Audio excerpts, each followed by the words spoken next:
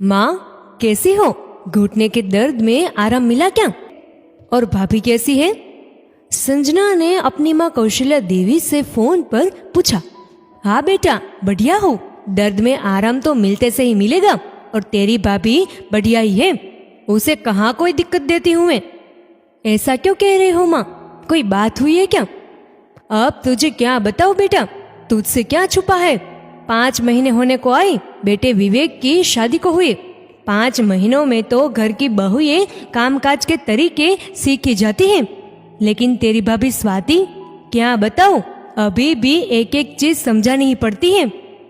माँ, मैंने तो आपसे तबीयत पूछने को फोन किया था, लेकिन आपने तो भाभी का बुराई पुराण चालू कर दिया।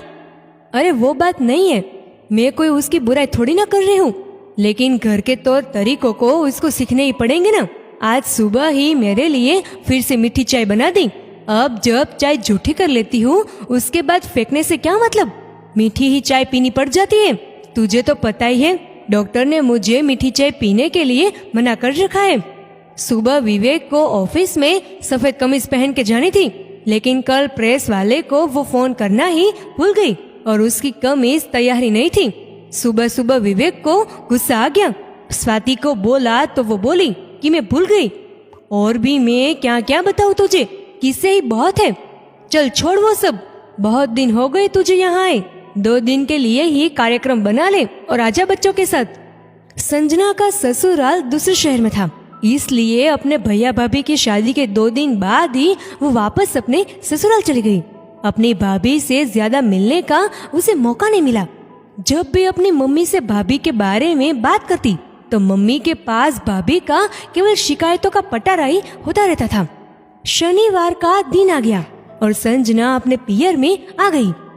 ननन के आते ही स्वाति ने उसके आवभगत में कोई कमी नहीं छोड़ी।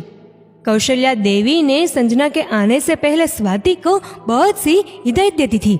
संजना और उसके बच्चों की पसंद नापसंद की सूची अच्छे से स्वाति के दिमाग में डालती थी। इसलिए ननन के आने पर स्वाति उसका बढ़िया से बढ़िया ध्यान रखने की कोशिश में लगी हुई थी। स्वाति से कहीं कोई गलती ना हो जाए, इसलिए कौशल्या देवी हर थोड़ी थोड़ी देर में उसे कोई ना कोई हिदायत याद दिला रही थी। संजना को महसूस हो रहा था कि कौशल्या देवी के इस व्यवहार से स्वाति बहुत असहज महसूस कर रही थी। स्वाति चाह कर भी संजना और सास के पास बैठकर 2 बात करने का सोच नहीं पा रही थी, क्योंकि कौशल्या देवी की हर बात में डांट डपट उसको रिश्तों के अपनेपन से दूर कर रही थी। माँ, कितना टोकोगी भाभी को, वो कर रही है ना। अरे तुझे नहीं पता संजना, अगर मैंने याद नहीं दिलाया तो कुछ ना कुछ गड़बड़ करके ही आएगी। तो क्या हो गया माँ, घर की बेटी ही तो हूं मैं।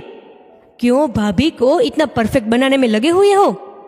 इतने में संजना की बेटी कियारा उसके पास आई। मम्मा, दूध पीना है। बेटा, मामी रसोई में है, उनसे कह दो। वो किसी से फोन पर बात कर रही है, आप बना दो, मुझे भूख लग रही है। संजना रसोई में गई और बेटी के लिए दूध बनाकर वापिस अपनी माँ के पास आकर बैठ गई। देखा तूने, फोन दिन भर ही चलता रहता है, पता नहीं किससे फोन पर बातें करती रहती है, बातें ही खत्म नहीं होती इसकी तो। माँ, नई नई शादी हुई है, पियर वालों से भी तो बात करनी होती होगी, उसमें क्या हो गया। मेरी शादी के बाद मैं भी तो आपको कितने फोन मिलाती थी, भूल गए आप? कैसे कैसे पल पल की खबर लेने के लिए आप बेचैन रहते थे। दिन का समय हुआ और स्वाति कुछ देर आराम करने के लिए अपने कमरे में चली गई। स्वाति के जाते ही कौशल्या देवी ने एक बार फिर सब कुछ कहना चालू कर दिया। पता है, रोज सुबह मैं ही सबसे पहले रसोई में पहुंच जाती हूँ, तेरे पापा को भी चाय मैं ही बनाकर पिलाती हूँ। स्वाति तो रोज रसोई में थोड़ा देर से ही आती है, फिर दिन में भी इसको सोने की आदत है। अभी भी रसोई में सब्जियां बनाती है तो मुझे संभलना ही पड़ता है। सब्जी सही नहीं बने तो तेरे पापा मुझसे शिकायत करते रहते हैं। स्वाति को तो क्या बोलेंगे, पियर से तो ज्यादा कोई काम सीख कर नहीं आई। अब पहले तो सारा काम करना सिखाओ, मुझे तो सास बनने का सुख ही नहीं मिला। तुझे पता है, शर्मिला चाची की बहू तो आते ही पूरे घर की बागडोर अपने हाथ में ले ली। शर्मिला चाची को तो कोई काम संभालना ही नहीं पड़ता, लेकिन मेरे नसीब में वो सुख कहाँ है। माँ अब तो बस करो, फोन पर भी स्वाति भाभी की ही बातें करती रहती हो। आई हो जब से भाभी की ही शिकायतें लगा रखी है। मैं भी देख रही हूँ, भाभी इतनी भी कोई कमी नहीं छोड़ती जितनी आप कह रही हो। तू तो तेरी भाभी की तरफदारी कर रही है। माँ ने रूठते हुए कहा। तो क्या करूँ माँ, आपके साथ बुराई करके आपका घर बिगाड़ दूं? मैं चाहूँ तो आपकी बातों में अभी नमक मिर्ची लगाकर भाभी के खिलाफ आपको भड़का सकते हो। फिर क्या होगा उन बातों से? यही तो गलती कर रही है आप कि आपको सास बनना है। माँ बनकर क्यों नहीं रहती हो?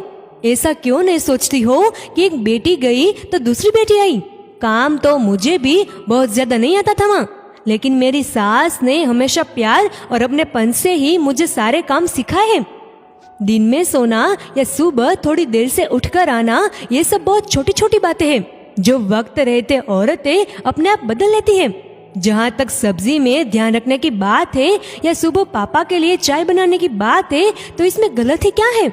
अच्छा है ना कि आपकी भी रसोई में काम करने की आदत बनी रहेगी। अधिकतर औरतें यही गलती करती हैं, बहू के आते ही सास बनने की कोशिश में लगी रहती है। माँ बनकर ही रहो तो उस आने वाले लड़की से भी शिकायत नहीं रहेगी। कोई जल्दी तो कोई देर से घर के तौर तरीके सीखी जाती है। जब तक आप स्वाति भाभी को उनकी कमियों के साथ नहीं स्वीकारोगे, तब तक आपको वो कभी कोई सुख प्रदान करने वाली नहीं लगेगी। शादी से पहले याद है मैं भी कितनी गलतियां करती थी। क्या आपने मेरी बात कभी किसी और से करके मेरी मजाक उड़ाई? तो फिर भाभी को वो अपनापन देने में आपको दिक्कत क्यों हो रही है? मुझसे या किसी और से भाभी की शिकायत करने से वो नहीं सीखेगी। समझी मेरी प्यारी माँ? हाँ हाँ समझ गई दादी अम्मा। सोचा था तेरे से मन की दो बात करके मन हल्का करूंगी, लेकिन तू तो मुझे ही समझाने चली।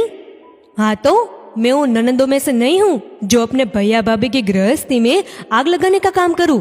मैं तो चाहती हूँ आप अच्छे से अपने परिवार को संभालो और भाभी को एक बेटी समझकर प्यार और अपनापन दो। विश्वास रखो माँ, वो भी इस घर में जल्दी ही ढल जाएंगी। और माँ वैसे भी मुझे समझ नहीं आता कि सारी उम्मीदें आने वाली लड़की से ही क्यों लगाई जाती है। क्या आपने कभी सोचा कि भाभी आ रही है तो भैया को भी नई शादी में ढलने के अनुरूप कोई विशेष ज्ञान दे? या आपने भाभी के लिए अपने जीवन में बदलाव लाने की कोई कोशिश की? क्यों हम पराई घर से आई लड़की से ही सारी उम्मीदें रखते हैं? जब वो अपना घर परिवार सब छोड़कर हमारे पास आ सकती है, तब हम उसे अपनाने में इतना संकोच क्यों रखते हैं? कौशल्या देवी संजना को देखकर यही सोचने लगी कि कब मेरी छोटी सी बेटी इतनी बड़ी हो गई कि वो मुझे ही समझा रही है। सही भी तो है कि अगर माँ बनकर रहूं और स्वाति को अपनी बेटी मानूं तो मेरी भी शिकायतें खत्म हो जाएगी। दोस्तों, काश सभी बेटियां ऐसे ही अपनी माँ को समझा दे तो बहुत से घर बिगड़ने से बच जाएंगे। जितना हम नई बहू से घर के वातावरण और तौर तरीकों में ढलने की उम्मीद रखते हैं, उतनी ही तैयारी हम भी उसके आने से पहले करें तो दुनिया में बहुत सारे खुशहाल परिवार हो जाएंगे। दोस्तों, इस वीडियो को लेकर आपकी क्या राय है नीचे कमेंट करके जरूर बताइएगा। अगर आपको ये वीडियो अच्छा लगा हो तो इस वीडियो को लाइक करिएगा, शेयर करिएगा ज्यादा से ज्यादा लोगों तक, और ऐसे और भी इंस्पिरेशनल वीडियोस के लिए सब्सक्राइब करें हमारे यूट्यूब चैनल को और फेसबुक पर फॉलो करें हमारे पेज को। धन्यवाद।